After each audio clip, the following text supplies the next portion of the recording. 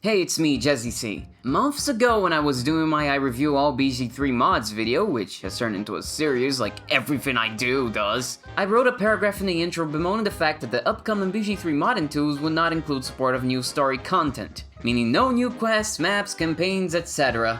All hopes for a new Neverwinter Nights was lost. Well, turns out that wasn't quite right, so let's cover why custom campaigns weren't in the cards, why they are now, what's possible with the current dev kit, what you as a person can do, and what the future looks like for the modern scene.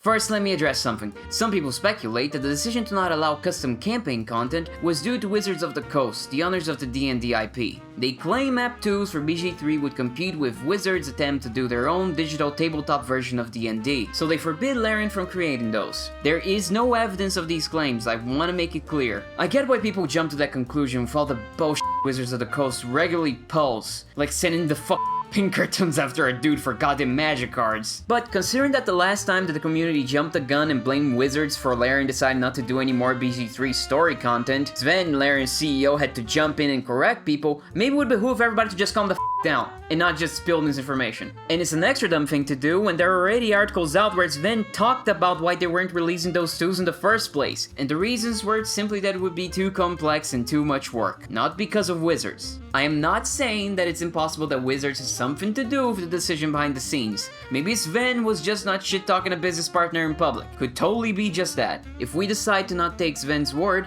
another explanation for the lack of the tools we wanted was Larian focus on the mod.io pipeline, which, like they themselves say here, restricts the addition of a bunch of things due to cross-platform support. I'll say this though, there is this paragraph right above that makes Wizards seem like they're being anal about content too, but I feel like this is more corporal speak for we don't want to tacitly endorse mods, remove queer people, or turn Will into mayonnaise.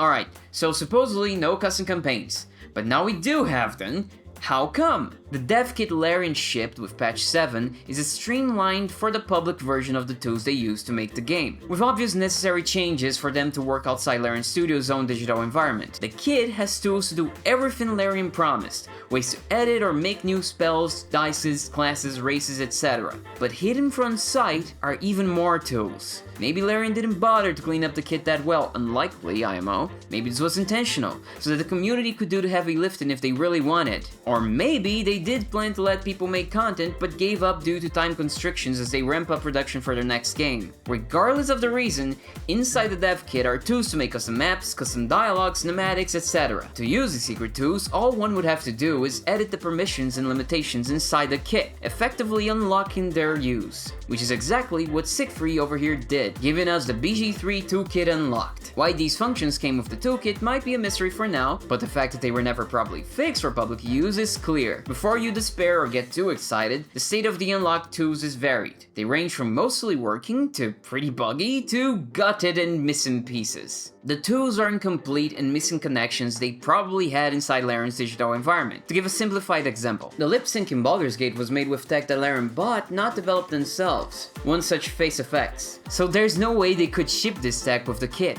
meaning there's a face effects shaped hole in the tools, which makes it impossible to have accurate lip syncing right now. It's a code thread that leads nowhere. And that's a challenge that the modders working on the unlocked dev kit have right now. They have to tie and seal these threads, or shell out $900 to use face effects themselves. Although that's one of the more complicated issues that has appeared, things aren't all glum. All the DNA BG3 shares with Divinity, it being just a new version of the same engine if you can believe that, is helping along the modders that have worked on modding the previous Larian title, as some of their know-how translates from that game to this one. By the way, I should point out, you cannot discuss the unlocked tools in their official Discord. No pictures, no nothing over there about it. Don't talk about this project there. If you need to talk about it somewhere else, get on the Unlocked Modding Tools Discord down below. The developers of the modding tools are respecting Larian's rules, and so should you.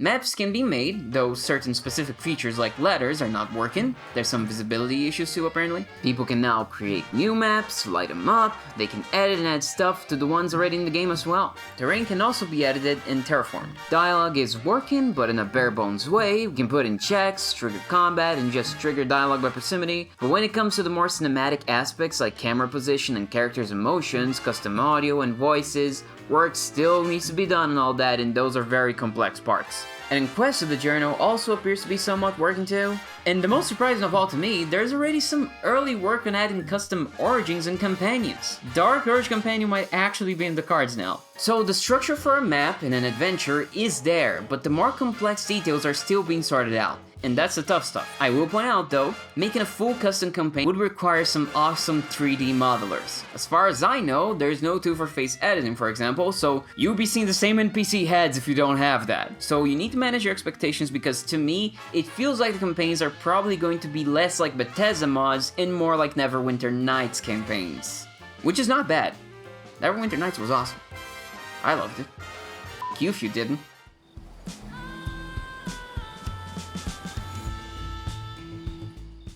Although prospects look good, and that there's a lot of capable, handsome people working on this, and that a lot of the stuff you'd need to make a custom campaign is somewhat working, there is a lot more that needs to be done, and it's not a certainty that all of it will even be accomplishable. So if you have skills in reverse engineering software or advanced programming, pop by the server in the description, they might have use of you.